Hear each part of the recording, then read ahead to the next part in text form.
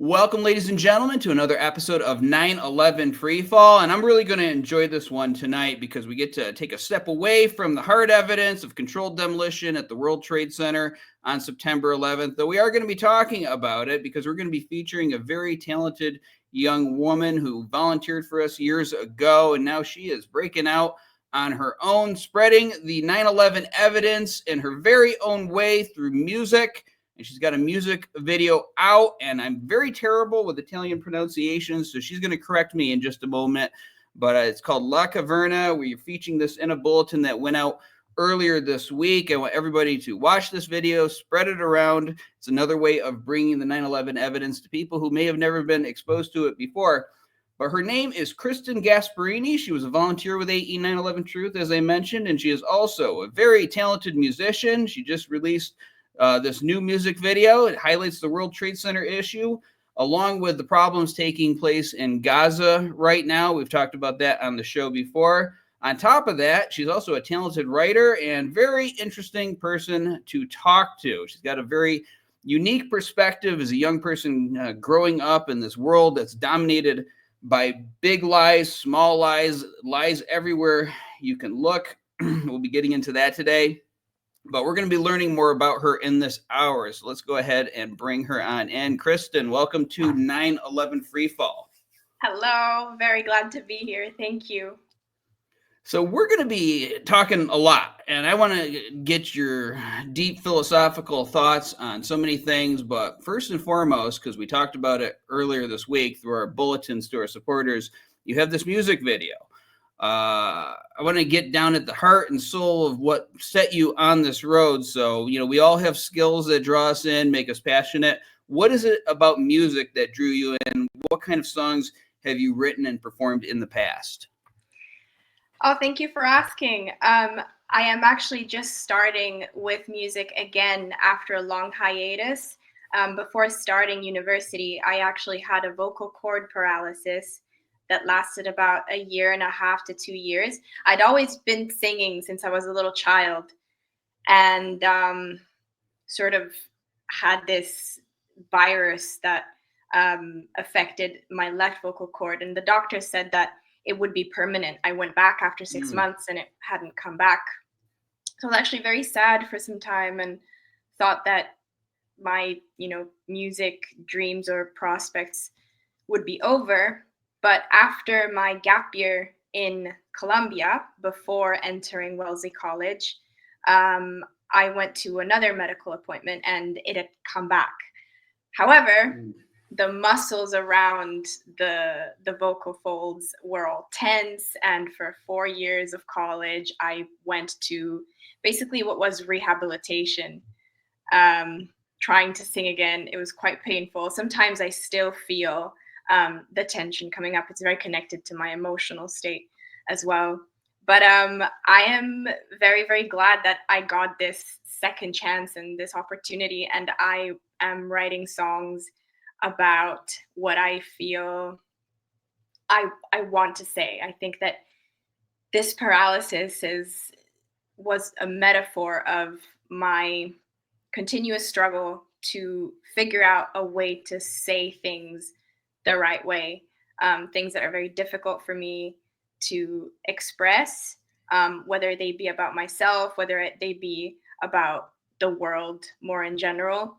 I feel very privileged that I have this means to be able to say it, and I'm now trying. I have this music video. I have a couple more to do with nature and the feminine, and more coming up also about truth, deception, the fight that we are in as a humanity to evolve and get past this very painful phase that has been imposed on us. So, I'm sorry that you went through those difficulties, but I do love stories like that where somebody has some kind of, I don't know, but if you call it a disability or whatnot, but it affects some certain aspect of something that they love. And not only do they overcome it, they rock out with it. It's sort of like in Forrest Gump when he can't walk at the very beginning and then he ends up running like and ends up playing football and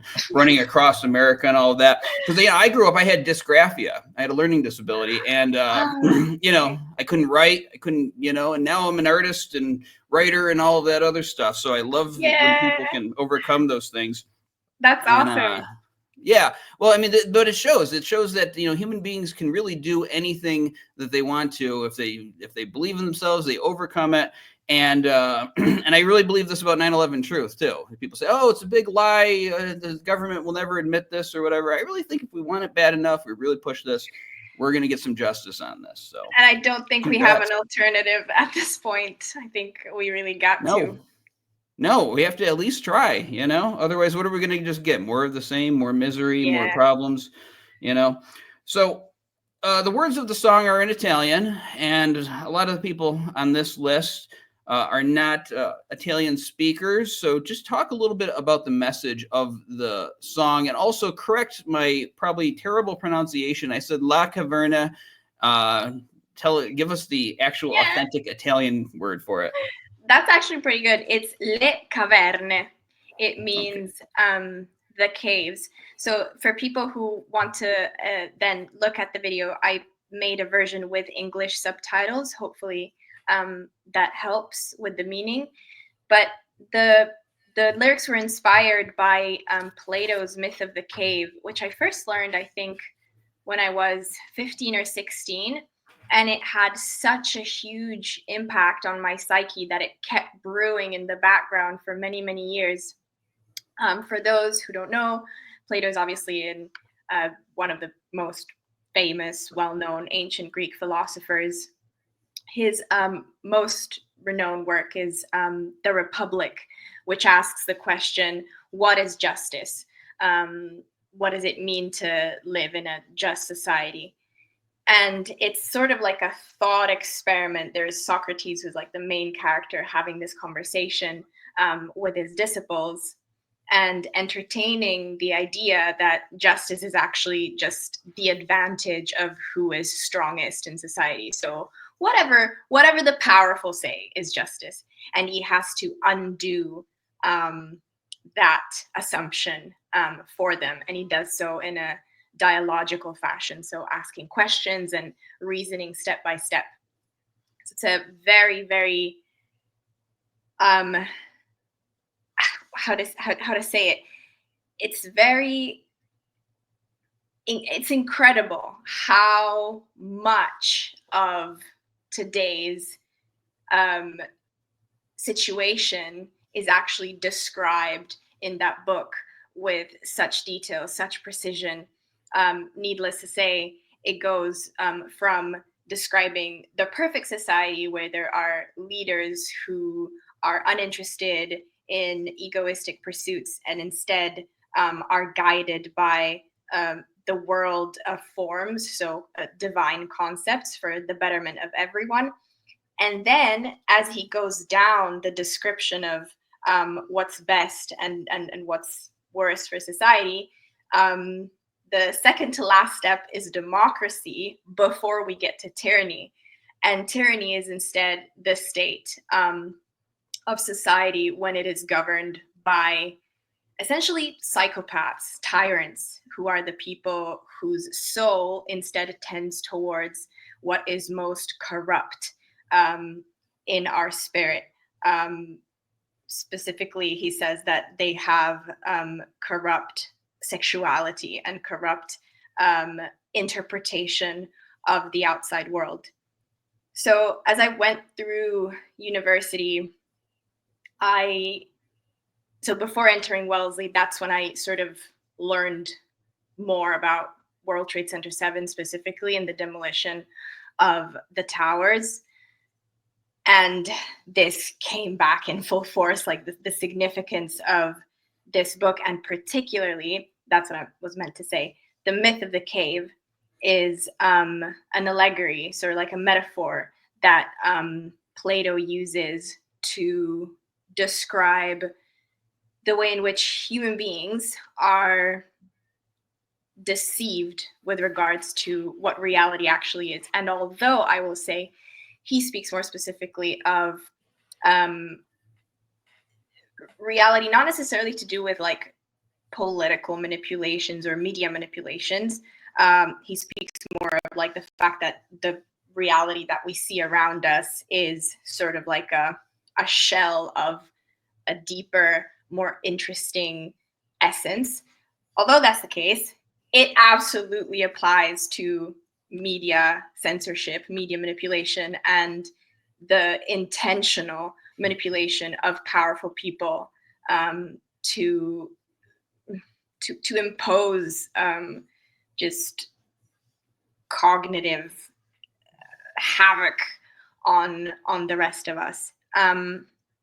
So then when COVID happened, and I had tried for 4 years or 3.5 years to talk about 9/11 in Wellesley College on an academic level, walking up to professors to their office hours and trying to say, please help me out. We need to talk about this because nothing else makes sense otherwise. Like we're trying to teach these kids, right, how to understand the world with some very, very screwed data. Basically, that's not going to work.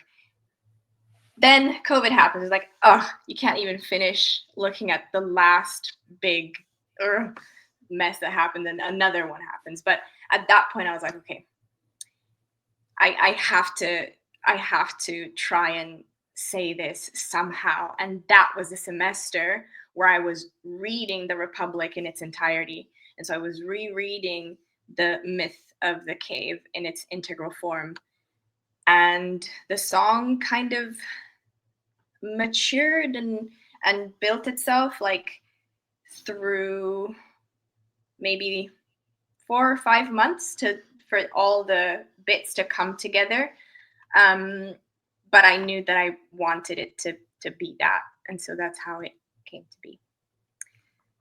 You know what's fascinating about what you just said regarding Plato's allegory of the cave, and about how it applies to modern world, modern media, everything we're going through right now, but this was written in ancient times. And so when you read history, when you read the words of people that lived a long time ago, what I find is that like things really don't change. The human condition and what people have to deal with, even though the tools change, the styles, the way people talk, and certain things in the culture will change. The overall issues remain the same from period to period. Now, people might see that as like a pessimistic thing, like, oh my God, nothing ever changes or whatever, and we could expose 9/11 in 100 years it'd be something else. But it also tells you that there's other people who've gone through this before, have had the same kinds of thoughts, analyzed this stuff, put it down on paper so that future generations could read it. And it also gives you hope, because I think this is basically what the game is. Like, if you want to get deep and spiritual here, that we're on this planet to deal with certain challenges, and this is our generation's challenge, and then the next generation will have something. But they tend to get bigger as time goes on. Some of the challenges, 9/11 killed 3,000 people. But they dealt with the same stuff that we are dealing with today. And you can go into any era of history.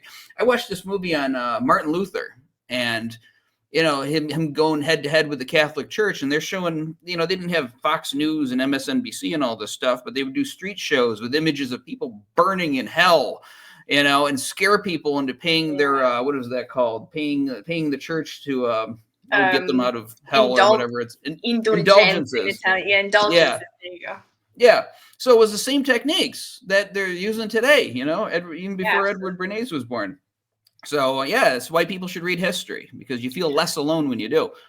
Yeah, I think today the big difference is that there is a new element to the confirmation of mass psychology, and that is the internet, which you can think of as a neural system that all of a sudden connects different individual brains and different perspectives. So we are now, it's for example, it's not that we've the genocides that we are observing are worse now. No, it's just that now we can see them. Now we have direct access to the cruelty and the mayhem, which is most of human history. So there's an interesting, reassuring quote that I'd like to share, which is that it's not that the darkness in the world is getting darker.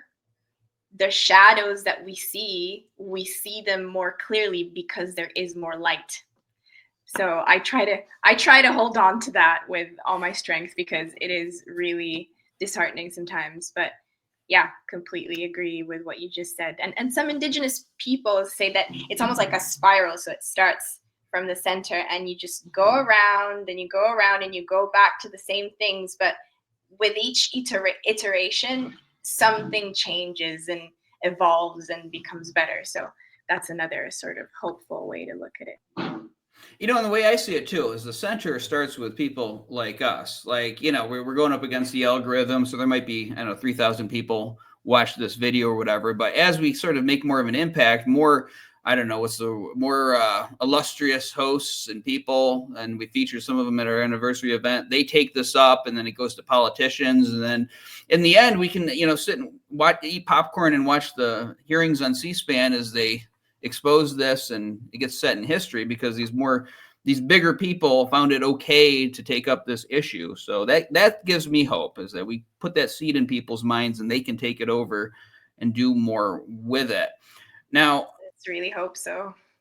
You mentioned about trying to do outreach at your university, and I was talking to you when you were trying to do this. That's when we met. Yeah, that's when we first connected. Yeah, and you went through some struggles with this. I don't remember every detail. I want you to tell our audience about this, because I remember thinking, this poor girl is trying to make a difference here, and man, she is running up against some hurdles, and it really brought it home to me, like the situation on our universities, and what anybody who tries to bring up anything that goes out of the status quo issues that they talk about there, you know, what they come up against trying to do that. So just share in story form, pretend this is Titanic or something. Tell our audience all about what you went through trying to bring awareness of Building 7. Oh boy. Okay. Yeah, it's a bit of a soap opera. Actually, someone that I was just talking to who's read my series on Facebook, which I would love to complete and make into something that's publishable, but I just haven't had enough time, but I really want to finish it, said, oh, this could be a really good screenplay. Like maybe we should make it into a series. I was like, okay, maybe.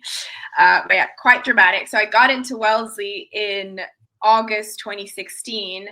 Like in the heat of the 2016 election, which is, if you remember, it was Hillary Clinton who went to Wellesley College and Donald Trump.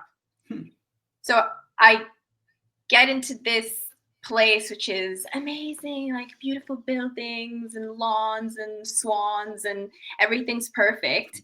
And it's one of the strongholds of just American imperialism as we are witnessing it now, where all of these amazing young women, it's a historically women's college. The historically part is a political conversation in itself. But all these amazing young people who want to make a difference in the world enter this institution to be packed with information that will manipulate their view of things in a way that's functional to the preservation of empire. When one understands it and when one observes it, like from the inside, it's actually so angering, because it's you are a young person, impressionable, vulnerable to manipulation, not only by the institution, which has all these accreditations and the authority to tell you what is true and what is not true, but also because of the environment on the inside.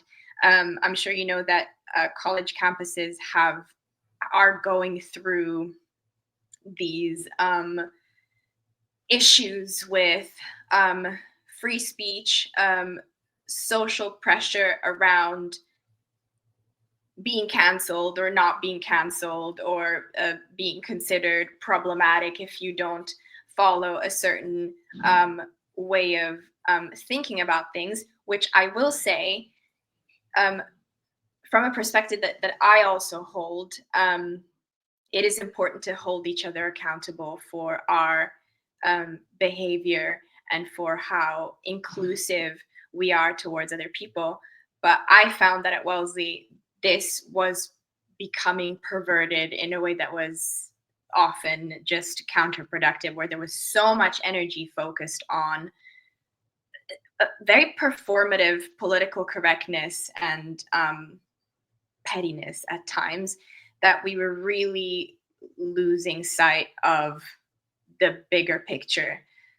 Like if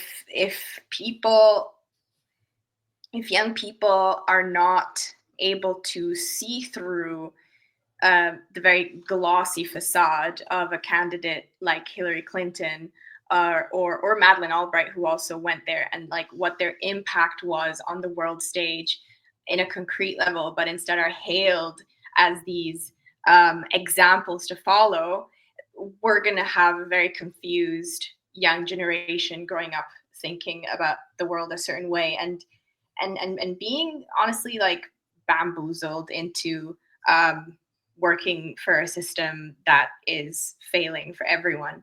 So that's how I felt going in, knowing about World Trade Center 7 and the destruction of the towers. And for the first semester, I was very quiet.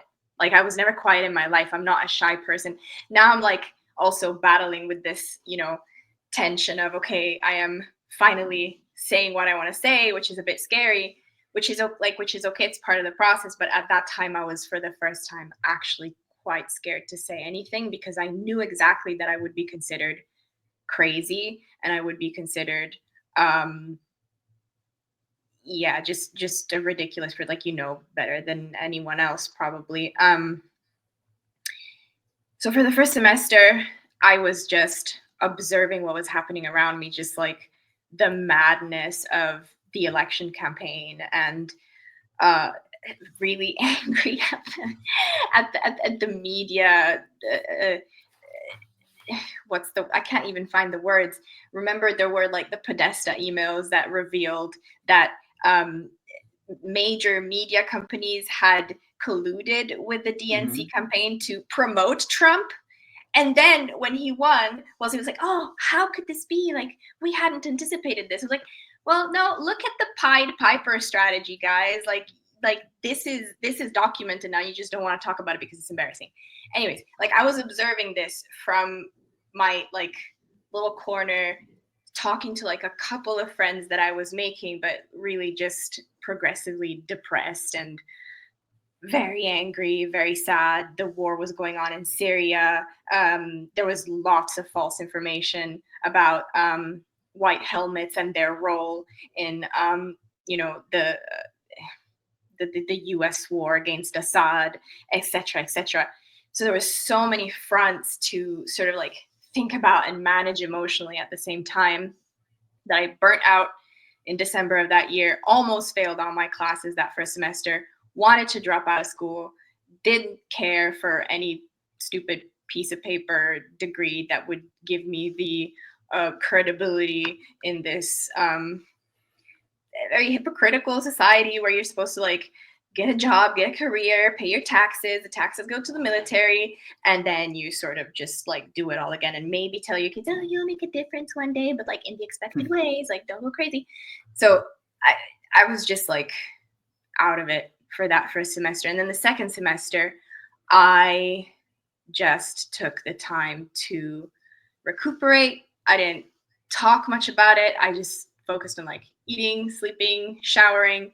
I did a different project on physics. So I took like a difficult physics course on relativity. And so I was like, okay, let me like focus on this to like just change what my brain is chewing on. And then I went back to Colombia that summer after my first year of college, which was so important because before coming into college, I had taken that gap year in South America, and my soul was really nourished by the nature and the communities that I'd met there and become friends with, of people who are obviously have been affected by colonialism and imperialism for the past centuries upon centuries, and are still resisting, still fighting for the water, still fighting for the land, still fighting for their culture. And that's something that like really kept me going throughout. So I went back to South America and made even more connections and said, okay, like I have to find the strength in myself to talk about how all of these things are connected. Like, it's not like 9/11 is important because 3,000 people died in New York. No, 9/11 is important because it's the event in modern world history that represents an instant of cognitive manipulation on a mass scale that defines the narratives that we accept, that allow for ongoing genocides that started centuries ago, for ongoing environmental destruction, for ongoing control, etc. So that summer was really, really soothing and really, really inspiring to come back during my sophomore year at Wellesley. And then I was like, okay, I'm going to do it now. I took a course in news and politics. Poor professor. Yeah, she wasn't happy I was in the course because I went and talked to her. And from the first meeting, because every student has like an introductory meeting with a professor, she was like, no, maybe don't take this course. I was like, yes, so there's this thing. See, like this building, how it's falling, that's not okay. And like she was so uncomfortable. And like every interaction with professors who didn't even know Building 7 existed just sort of became like a very awkward scene. Like a student trying to talk about something and like the professor being really taken aback and suggesting that I change the course, that I choose a different topic. But look at how Trump is endangering democracy. Like, aren't you concerned about that? I was like, well, this is a lot bigger than that, actually. So I took that course, and my final presentation was World Trade Center 7, the media treatment of World Trade Center 7, and how it impacts conspiracy theory discourse. Because obviously, as you remember, when Trump got elected, it was sort of like the beginning of this concern with fake news and post-truth. So it was actually extremely pertinent to talk about an example of how actually this has been going on for a long time. And the very media organizations that we're supposed to trust to tell us what's going on are not doing it. And you are now focusing on this dude who's just, playing the system because it sucks and it doesn't work, and he's just taking advantage of it. And you're saying that it's his fault or that he's the start. No. This is not the start of that. And so I actually sent an email to you guys, and I think it was Chris Sarnes who replied to me at that time, asking for data, asking for what I could access to sort of like support my argument, which is, look, this building has been demolished and we've not been told about it by the media in a way that can actually help us make sense of what is going on in terms of post-truth.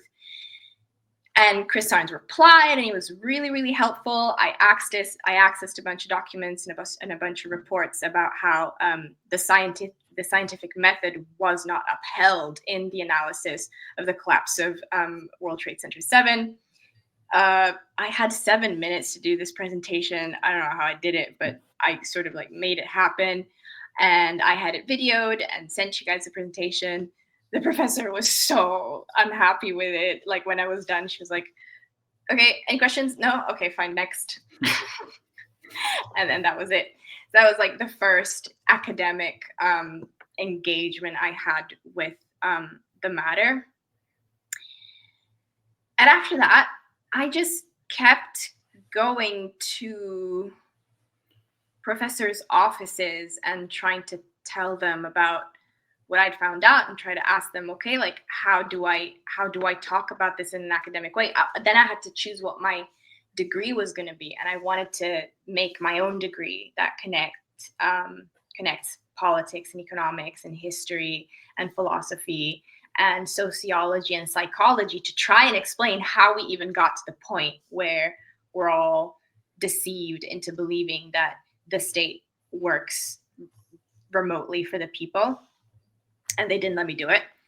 So I was like, okay, fine, I'll do philosophy. That sounds like maybe I can just learn to make an argument correctly.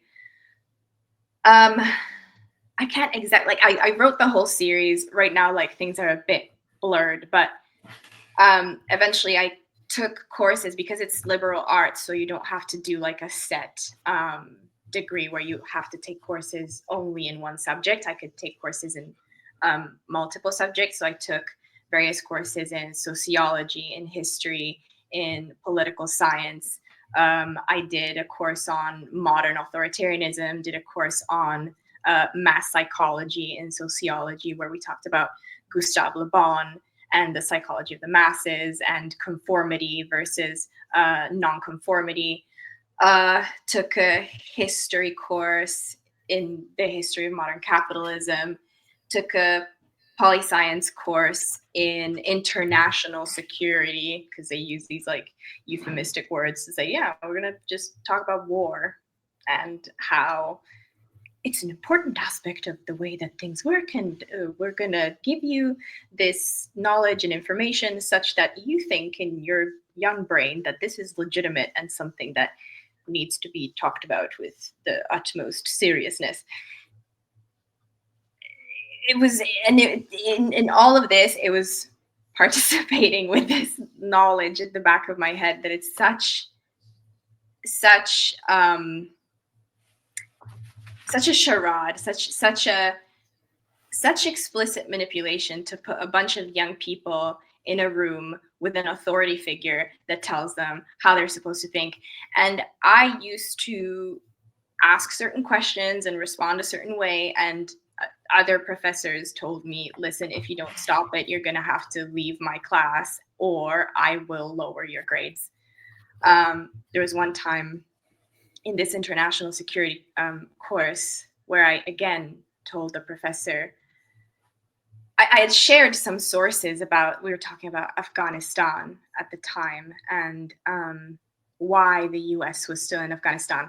No mention of heroin crops, poppy crops, or heroin trade, like no mention of what happened right before 9/11 with regards to the Taliban having almost eradicated opium. And then 10 years after the invasion in 2001, like opium production levels were 10 times what they were in 1998 or something. Mm-hmm.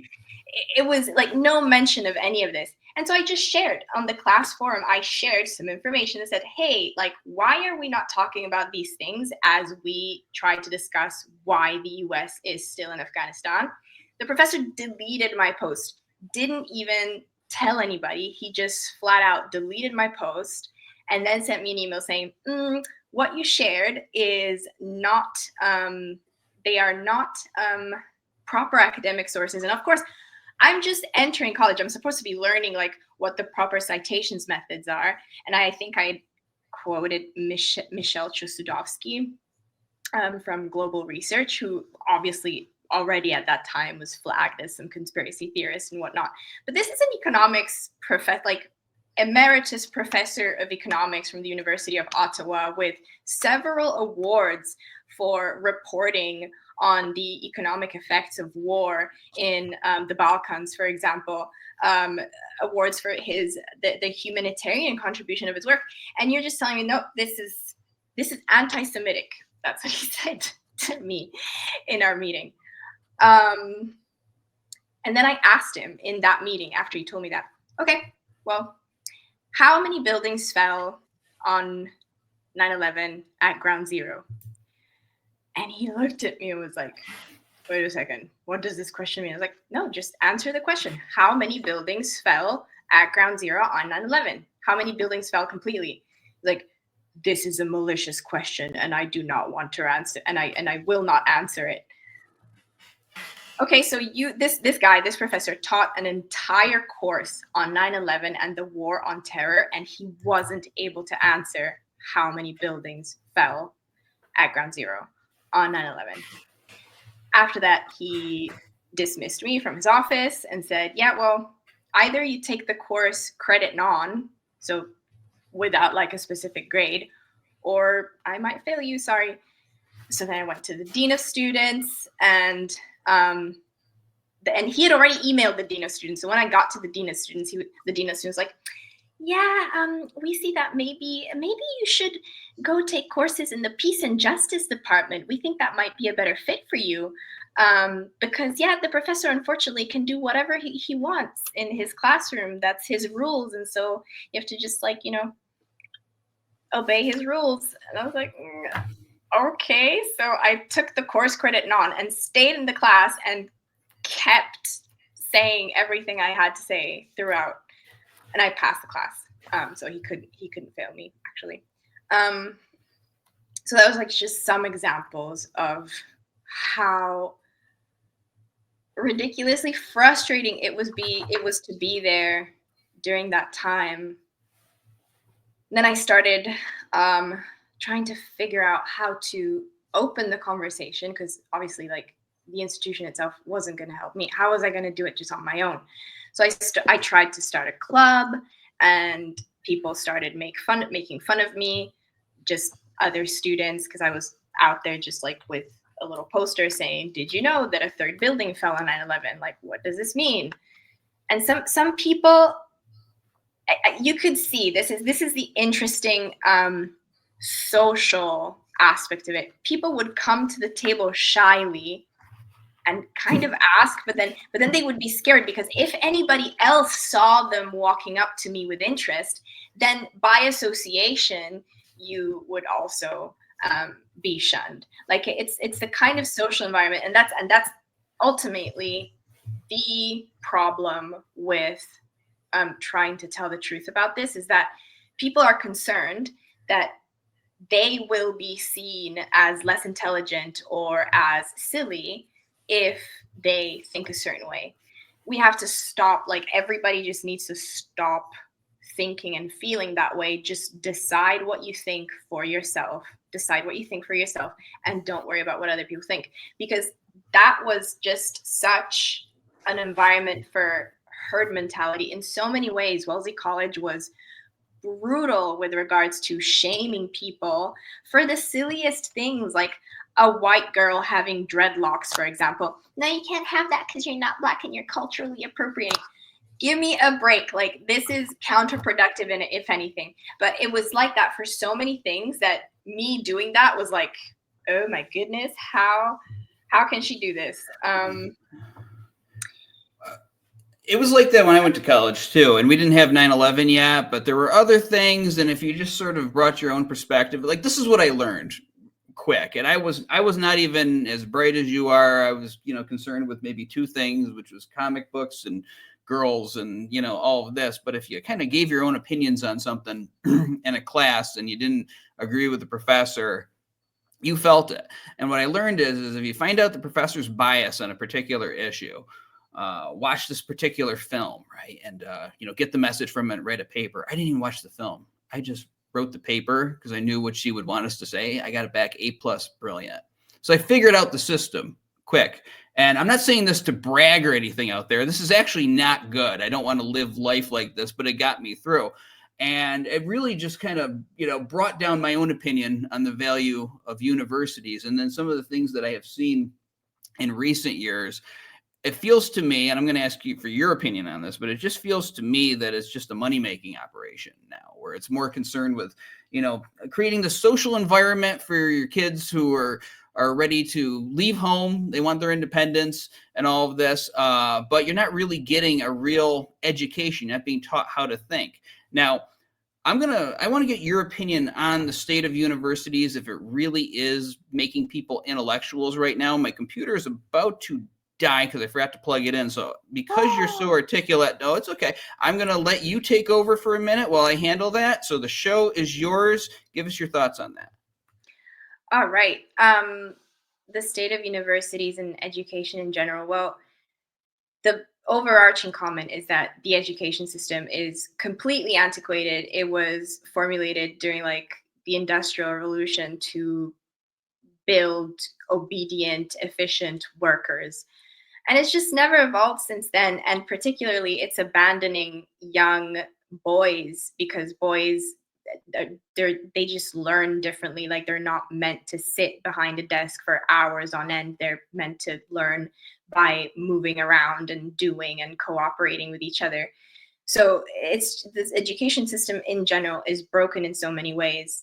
I would say with higher education systems, uh, higher education institutions in the US, whereas like Europe, in Europe, mostly education is free or can be free, and you can access education easily, and it's more egalitarian in that sense.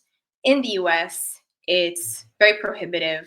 There's probably the, the tuition for my school, and I had a full scholarship, so I didn't have to pay a penny to go to school. $77,000 a year. That is absolute insanity, right? Like people go in debt for the rest of their lives in order to go to school, and then that's just another way to trap people into debt slavery. But more in general, I would say if you're trying to get higher education for a skill that translates to monetary return, all right, yeah, maybe that, like, but that you could learn in so many other ways nowadays. Like you don't need to go to an elite university to get a computing degree. There are cheaper ways to do it. They're mainly networking parks, amusement parks for people who are already rich. There were several societies, they called them, because they couldn't really call them sororities because that's a bit icky, but that's what it was. So you basically network with other rich kids, so that your parents can be friends, or like you can be friends for the next I don't know how many years and have like business opportunities or connections. Otherwise, yeah, it's a debt trap mostly, and it has actually the opposite function of what one would expect, which is to help people think freely. No, that is mostly indoctrination, unless you already come in with the ability to um, see through what a lot of just this overarching system that we live in is. um, then you are going to be taught to accept that system and to fit in it, and not just intellectually, mostly like emotionally also, because it's most of all a social experience. I would say. Uh, have I said everything I wanted to say about this? It's very sad because the quality of the knowledge that you can access is really, really high. So it's not a question of not having access to good professors or good books. It's more the fact that there isn't really space to actually question things, starting from like the very methodology. Like, what does it do for me to sit in a room with an authority figure who is going to accept certain views or give more credence to certain views but not to others? Like, what does it do for me to believe that my self-worth and my worth in society comes from completing certain assignments a certain way and getting certain grades? Like, there isn't really space to question that, and the tools, the intellectual tools to question that are not actually given to people. People either already sort of have them a little bit, or maybe if they have them, they're not going to use them if the emotional setup, scaffolding, so to speak, is such that one is habituated to accept that structure, so to speak. So it's very counterintuitive, because one would say, oh, like our education systems have reached like peaked, never imagined before. But it's not about what you absorb. It's not about the notions that you have. It's about the overall emotional, psychological scaffolding that you absorb by being in that place, if that makes sense. And that is doing youth everywhere a complete disservice, I think. Oh, I think it absolutely is. I mean, I have lost all belief in institutions. I'm not saying rail against every single institution, because, like, civilization needs to lie to itself a little bit in order to stay together. Like, for instance, there's no such thing as the United States of America. Like, I'm about 40 minutes from the border of Mexico. That's where I live. And, you have this image that there's going to be some dramatic change in the landscape or something when you get there. But, there's a fence and some guards, and but it pretty much looks the same as it did 40 minutes before. We create these borders in order to have some semblance of organization, and we need some of that, obviously, to prevent from looting and pillaging, and so we can have civilization. But don't take it too seriously. That's my advice to young people out there. You have to survive in this world. So you have to get some kind of talent, and they force you to get somewhat in debt to the system so that you're somewhat controllable, but you mitigate that debt. You're sick of living at home with the parents for all this time. I say continue it for 4 more years so you have less debt, because all you're going to be getting in a dorm room is like, half of a room here in this little space, and a lot of things could go wrong. But do what you got to do. But at the same time, don't get into this trap of trying to compare yourself to other people, other intellectuals, these people held up in our society. They're usually held up for a good reason, because they're serving somebody's purpose out there. And, life really is just a big playground. You make of it what you will, and don't live by any other person's standards, and don't worry about the validation from the system. Usually, if I'm getting validated by the system in some way, I think I'm doing something wrong. That's not part of my purpose. So that's what I say to young people. Play the game to the extent that you have to, as long as it's not hurting anybody, but then break away from it. Do your own thing. If you want to be a plumber and do that for your money, and then go at night and write books about how 9/11 was an inside job or genocide in Gaza, that is how you go about life. You don't think about, Spider-Man being a photographer. You think about him, what he does at night. That's how you got to think about your own life.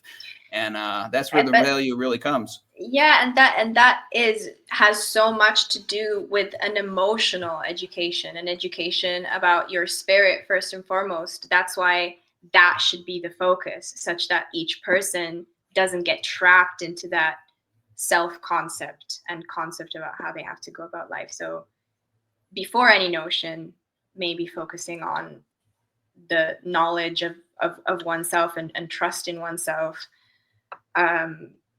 would be better, and would make freer people that don't accept deception when it occurs. That's right. And the accolades they wave in front of you, all of these things, this is going to sound a little grim, but it's actually really liberating when you embrace it. We're all heading to the same place in the end. Every single one of us. George Washington has his face carved into a mountain. He's got monuments to him all over this country, but he's in the same place as everybody else in the end. He's not around to enjoy it or admire his own work. So basically, we are here. It's a big playground. You try to do good while you're here, because it makes you feel good, and it makes the world a better place, which kind of just creates a better vibe in this world. But play by your own rules, as long as they're not hurting anybody. That's my advice to people coming up. Another important thing, I think everybody should travel when they're young, because you get older and it's like, I don't really like to have my cheese moved too much once you hit your 40s. But when you're young, it's when you have adventure in your mind and you want to go out and see the world. And I think everybody should, because what it does is that it lets like some of the, you don't sweat the small stuff as much. You see how other people are living. If the computer goes down at the convenience store and there's a line, you remember that time that you were waiting, a week for your money to come in from the school that's paying you, and you're shivering in your house and there's no heat because the country sold it to China. And you're like, hey, this isn't that bad. I got it pretty good here. And it makes you care, more empathetic to other people. And you have traveled the world. And I want to hear more about that, your adventures in Colombia. How did this influence you and your worldview and things like 9/11 and the other issues that you take up?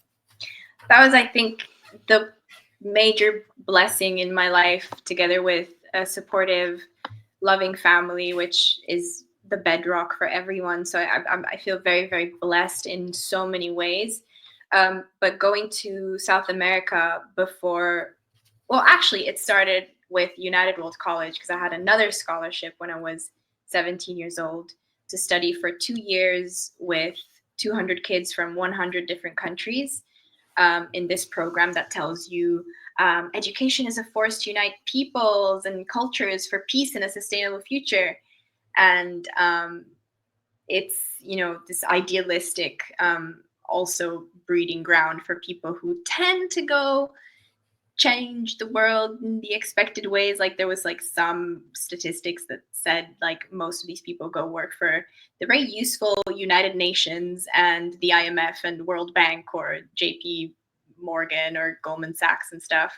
But some of these people then do just choose to have very interesting and different lives, and because of what they are exposed to, what they have access to through that experience. I went to New Mexico for 2 years, which is rightly called Land of Enchantment, and made friends with a family in Zuni Pueblo, for example. And that was the first time where I actually connected what I was learning in the anthropology course that I was taking at the time, what I was learning about colonialism and neocolonialism and the way that capitalism specifically changes the way that humans relate to each other and to their environments. And it was so clear going there, and both so heartbreaking to see how every treaty had been broken, the river was dried up, and people live with very little resources, but also incredibly inspiring to see how the same dances have been danced for hundreds, if not thousands of years by people who hold on to their roots and hold on to the wisdom that give them an identity and tie them to the larger spirit of the earth, which we're all part of. Like that's what's sad about our Western society, is that we don't recognize that we ourselves are the product of centuries of genocide performed by the collusion of Christianity with empires, the Roman Empire first, and then the British Empire, etc. We all used to be shamans in one way or another. We all used to have this connection to the earth and our different ways of connecting with its wisdom, whether through meditation practices or plants or rituals of various kinds. And we were rooted in our places and in each other. So there was community. All of our interactions weren't mediated by profit or transaction. So that's when I saw that clearly for the first time. And then going to this gap year in Colombia, it was even more clear, because there you still see like the nature is even more dramatic, and the forests and the mountains, and the inequality is more dramatic, because you have Bogota, which is this like strip of cement jungle with obscenely rich people living in the north and slums in the south, where there's barely enough electricity for everyone or clean water. So it was an experience of great contrasts, and trying to situate myself in that as well, because I come from like a village of 100 people in the middle of the countryside in northern Italy, which is beautiful. I'm so grateful to have grown up there. Such a blessing. But with all these experiences, I found myself feeling uprooted, and like what I want to do means that I don't really belong anywhere at this point. Like I do belong there, and I eventually want to go back there. But when one understands that even those small realities are so just vulnerable to the policies of a state that doesn't really care about preserving soil or preserving water, but would rather like sell little bits of land or big bits of land to larger landowners each time, such that power is becoming centralized as we move along in history, rather than decentralized. So Yeah, I think this is like the overall learning that I've had from my travels and experiences, is that there is a lot to learn from the peoples who are still rooted in their place and who are fighting for um, the right to not be absorbed in this one big blob of economic impositions and lifestyle impositions. And we can reach freedom with connectivity. Like, I'm not saying everybody be isolated where they are. Like, obviously make the connections that allow us to have coffee in Italy and chocolate and maybe wine in South America where grapes don't grow as much. But make it decentralized, make it so that the role of the state progressively is to help people need less and less of the state.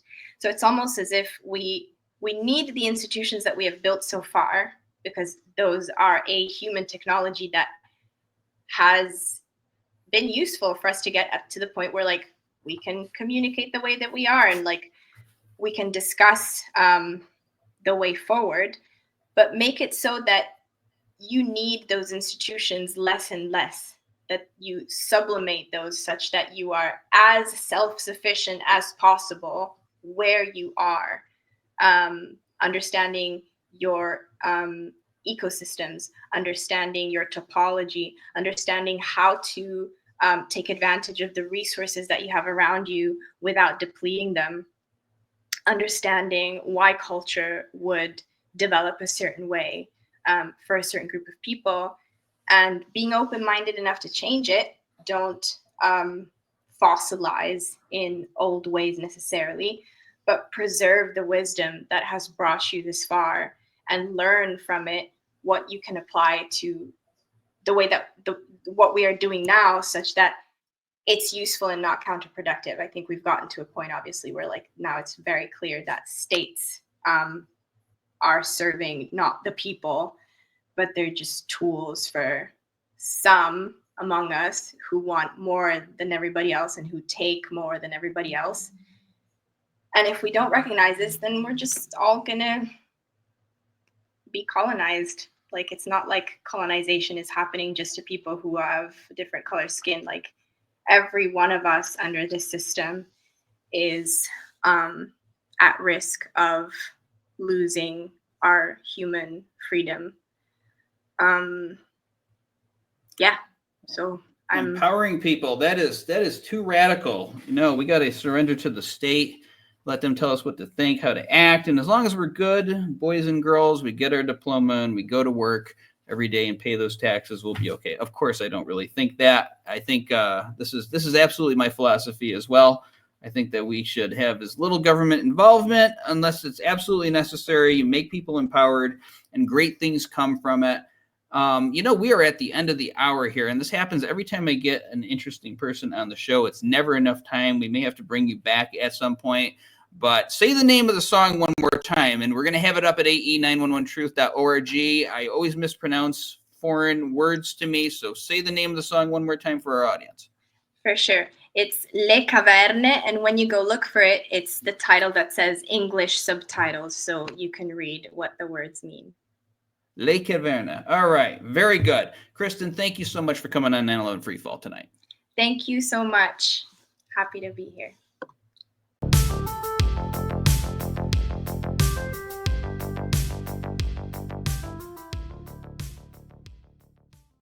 Hit that notification bell and slam the like button and subscribe. Thanks.